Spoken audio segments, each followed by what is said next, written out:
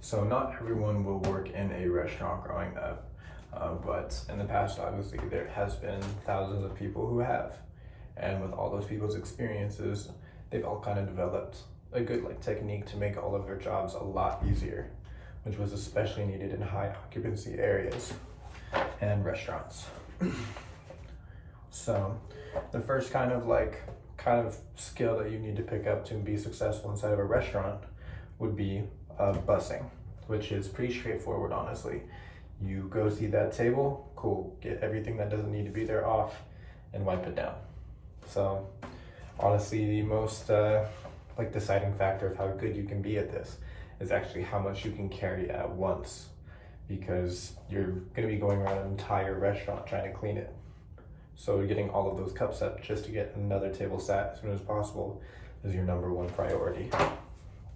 So the kind of a trick to being able to balance those cups and stuff on larger trays, especially that many buzzers will use, is actually to be concentrating your balance on your fingertips. So, and then obviously after you've collected all your materials, you want to go back to either your dish pit, or if they have you deposit into a bin, wherever the correct depositation area is.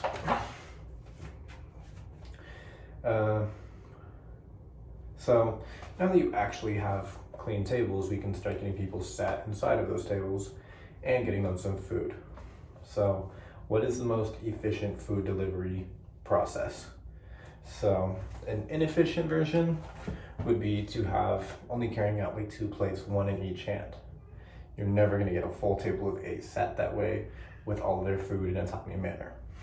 So instead, what you'll want to do is actually take your first plate and put your thumb and your pinky on top of the actual plate and use the bottom 3 to be able to balance underneath. And then with that going, you can actually use your wrist that you've created with this as a platform for another plate. And then it takes a little more skill and getting used to, but you can get all the way up to 3, 4, maybe even more. So, and then the last one, I promise it won't be too bad, is gonna be fruit cutting.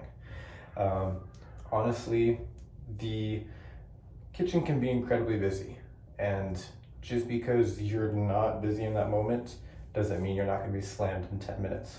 So your downtime is your prep time.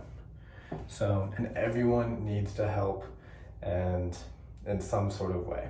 The bar pretty much will always need help, whether it is bar glasses, fruit cutting, or anything.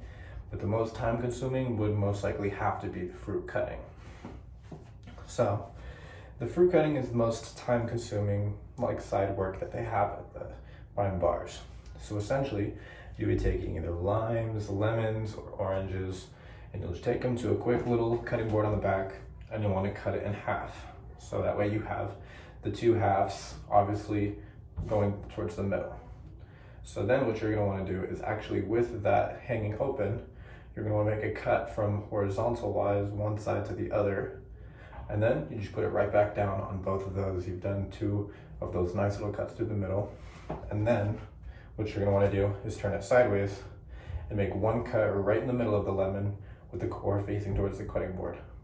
Then you're going to want to take 1 more, 1 on each side of the cut of that half on each side of the quarter. So there, there, and there. After you've done that, you're pretty much done.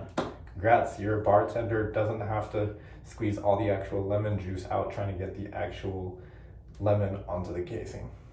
So honestly, a lot of these kind of tips and tricks really were super easy to pick up inside the restaurant industry, and it makes your life 100 times easier. I haven't even been in one for that long, but just finding these out has been able to get me 5 promotions in the last year. So I really do recommend just try and find the techniques.